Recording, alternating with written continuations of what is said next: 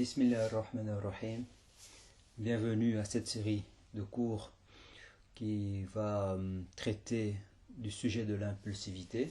En effet, donc on va faire toute une série de cours sur l'impulsivité. Aujourd'hui, nous allons parler de la raison pour laquelle il faut étudier ce sujet, donc l'impulsivité, et nous allons essayer de donner une définition de l'impulsivité selon la conception islamique, tout en faisant un lien avec les sciences psychologiques. Donc le premier point qu'on va traiter ici, c'est pourquoi étudier l'impulsivité. Tout simplement parce que l'impulsivité est à la cause de certains maux. Et la cause de certains maux, c'est-à-dire que parfois on peut avoir des problèmes d'agressivité, de problèmes comportementaux dont la cause première est le fait qu'on est impulsif. Par exemple, une personne peut souffrir de colère rapide. De colère rapide, c'est-à-dire que la moindre attitude fait qu'elle peut vite se mettre en colère. Et ceci peut poser problème dans l'éducation des enfants. Par exemple, quelqu'un qui a des enfants, un enfant qui a 1 an, qui va faire une petite bêtise, et rapidement la personne va crier. Rapidement la personne va s'énerver, hurler sur l'enfant. Si elle a telle attitude, c'est parce que la personne elle est impulsive. Le fait aussi d'être impulsif peut poser des problèmes dans la relation de couple. Par exemple, quelqu'un, par exemple, il est en dispute, deux partenaires conjugaux sont en dispute, et l'un d'eux, parce qu'il a un problème d'impulsivité, peut insulter l'autre facilement, ou le mari peut prononcer facilement le divorce avec toutes les conséquences qui en découlent dont vous le savez. Ou également, l'impulsivité peut poser des problèmes dans le mauvais soupçon. Comme vous le savez, le mauvais soupçon est quelque chose d'interdit dans l'islam. Le prophète sallam nous a dit dans un hadith, faites attention aux mauvais soupçons, car c'est le propos le plus mensonger. Et parfois le mauvais soupçon peut être le résultat de l'impulsivité. C'est-à-dire qu'on juge négativement très vite une personne sans avoir vérifié. À titre d'exemple, un frère ou une sœur vient en retard de 5 minutes, un comportement impulsif qu'on peut avoir, c'est il a fait exprès, il est jamais à l'heure, c'est quoi ce frère. Donc avoir vite des mauvais jugements parce qu'on n'a pas pris le temps d'analyser, d'essayer de comprendre pour quelle raison cette personne est en retard. L'impulsivité aussi peut amener à transmettre des informations sans les vérifier. Notamment, on connaît ce phénomène dans les réseaux sociaux qui est le fake news, c'est-à-dire transmettre des informations sans vérifier, ou bien il y a quelque chose, un événement de l'actualité qui se passe, on ne vérifie pas et directement on le propage. Entre parenthèses, l'année passée, je pense, ou il y a 2 ans, il y avait une femme dont sa fille à l'école avait des saignements dans les parties intimes. Et directement, on a soupçonné que c'était un membre de l'école qui avait, un membre fonctionnaire de l'école qui avait fait des attouchements sexuels sur cette fille. Donc on a propagé ça dans les réseaux sociaux et la nouvelle a été propagée d'une façon assez très très très rapide. Et quelques temps après, il y a une manifestation devant l'école, les personnes ont commencé à crier. Et par la suite, sous un contrôle médical, il s'est avéré que c'était simplement un problème d'ordre organique qui fait que la fille a eu des saignements. Vous voyez, le fait que la personne a vite propagé l'info sans la vérifier, relève d'un caractère un peu impulsif. Et on va voir tout à l'heure, justement, en quoi consiste le fait de ne pas être impulsif, et que le fait d'être impulsif peut nous entraîner à propager des informations fausses et et comment dire, on les propage parce qu'on n'a pas pris le temps de les vérifier, et ce qui peut entraîner d'énormes conséquences. Et aussi l'impulsivité peut aussi amener, pourquoi aussi fait traiter de ce sujet-là, c'est parce que dans la communauté, nous avons un problème sur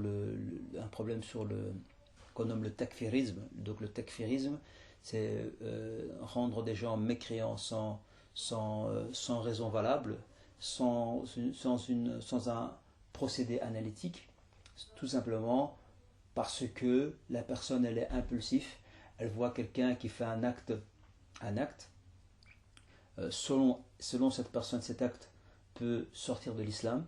Au lieu de vérifier, de parler à cette personne, on se lance vite à donner un statut légal, de dire que la personne elle est mécréante, elle est sortie de l'islam.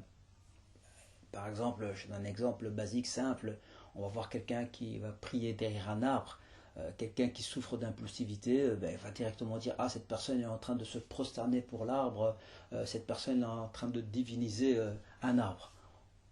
Donc ça c'est le fruit d'un jugement impulsif. Mais quelqu'un qui est rationnel, il va se dire ah, mais se peut qu'il a pris cet arbre comme sutra. Il se peut que voilà, c'est quelqu'un, voilà, il a pris cet arbre parce que cet arbre lui permet de se protéger du soleil. Mais la personne impulsive, elle va vite se lancer dans le takfir. D'où le problème du takfirisme est parfois un problème de comportement humain. Et que c'est ce comportement humain qu'il faut parfois régler chez les gens qui ont le takfir facile, plutôt que leur expliquer, plutôt que de se contenter que de leur expliquer que dans le takfir il y a des règles, des principes à respecter avant de le prononcer. Aussi, pourquoi aussi parler de ce sujet de l'impulsivité? Parce que on peut avoir des personnes, voilà, qui souffrent de problèmes d'achat compulsif. Problème d'achat compulsif, voilà, une personne, imaginons, elle est dans un centre commercial, elle sent l'odeur d'une viennoiserie, directement elle achète. Ou bien une personne, elle rentre dans un magasin, elle voit un beau vêtement, ou elle voit un appareil électronique, et directement cette personne-là achète sans se poser la question est-ce que j'en ai vraiment besoin, est-ce que c'est le moment d'acheter ce produit. Et parfois même des gens qui souffrent d'achat compulsif parce qu'ils ont un caractère impulsif, il arrive qu'ils se retrouvent en fin de mois, ou bien même pas la moitié du mois, ils n'ont presque plus rien pour acheter le nécessaire vital. Et pour terminer, excusez-moi, encore 2 points que je compte dire, c'est que l'impulsivité, le fait d'être impulsif aussi peut augmenter les risques de développer des troubles psychiatriques, notamment celui qui souffre d'addiction, par exemple à l'alcool, qui souffre d'addiction à des substances nocives. Mais si c'est quelqu'un qui est de nature impulsif, comment dire, le fait d'arrêter ce produit dont il est addict, ça va être difficile. Pourquoi? Comme on va l'expliquer, que celui qui est impulsif, il a du mal à se contrôler. Donc s'il souffre d'addiction, à chaque fois quand il aura l'envie de consommer le produit dont il est addict, ça va être difficile pour lui de résister.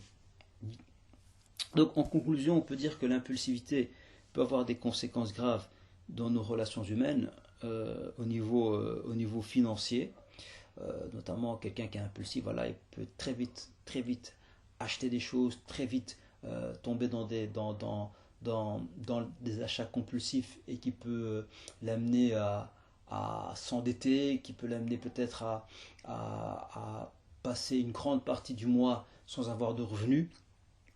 Et ça peut aussi nous amener des problèmes au niveau du din, au niveau religieux, notamment le fait de se lancer dans le takfir, ou dans d'autres composantes, dans d'autres sphères de la religion. On va conclure cette première partie On va conclure cette première partie en citant la parole de Ibn al-Qayyim, ce grand savant, rahimullah, qui dit que l'impulsivité est une stupidité. L'impulsivité est une stupidité, c'est l'insouciance, c'est de l'irréflexion. Elle amène à placer les choses dans son mauvais contexte, et amène toute une série de maux et empêche d'obtenir le bien. Donc on voit que ce qu'il dit Ibn al-Qayyim, que une des grandes conséquences de l'impulsivité, c'est qu'elle ne nous permet pas de développer la hikmah, la sagesse, où Allah Ta'ala a vanté la sagesse, puisqu'il nous a dit dans le Coran que celui qui a acquis la sagesse, il a acquis un grand bien, mais le fait d'être impulsif, justement, ça va nous empêcher d'être sages. Et la sagesse, c'est avoir un comportement approprié. Et c'est aussi ne pas agir tant qu'on n'a pas mesuré les conséquences de nos actes. Donc celui qui est impulsif, il ne sait pas développer la sagesse, et s'il ne sait pas développer la sagesse, il va souvent avoir des comportements inappropriés avec ses enfants, avec ses collègues, avec son époux ou son épouse. Il va avoir des attitudes agressives qui montrent qu'il n'a pas la sagesse, qu'il n'a pas la rationalité. Et ce comportement impulsif va amener qu'il va perdre beaucoup de biens. Notamment, il peut perdre de l'argent, notamment il peut perdre sa vie de couple, il peut perdre une bonne relation avec ses enfants, il peut perdre son travail. Donc c'est pour ça que Ibn al-Qayyim dit que l'impulsivité empêche d'obtenir le bien et amène tout mot. Et nous avons vu justement les gens qui ont des comportements agressifs, comme le fait de vite insulter, comme le fait de vite frapper, de vite s'énerver, quand ils sont pris par une émotion, mais la première réaction qu'ils ont, c'est des réactions insécurisantes pour l'autre. Donc toutes ces attitudes négatives sont le fruit d'une mauvaise gestion de soi, sont le fruit que la personne est habitée par un fléau qu'on nomme l'impulsivité. Donc on va entamer la définition de l'impulsivité, mais vu que je suis à 12 minutes, bientôt 13 minutes, donc il ne reste plus que 2 minutes, parce que voilà, on doit faire qu'un quart d'heure. Donc je propose au cours prochain de parler de la définition de l'impulsivité. Et voilà. Merci. Assalamu alaikum.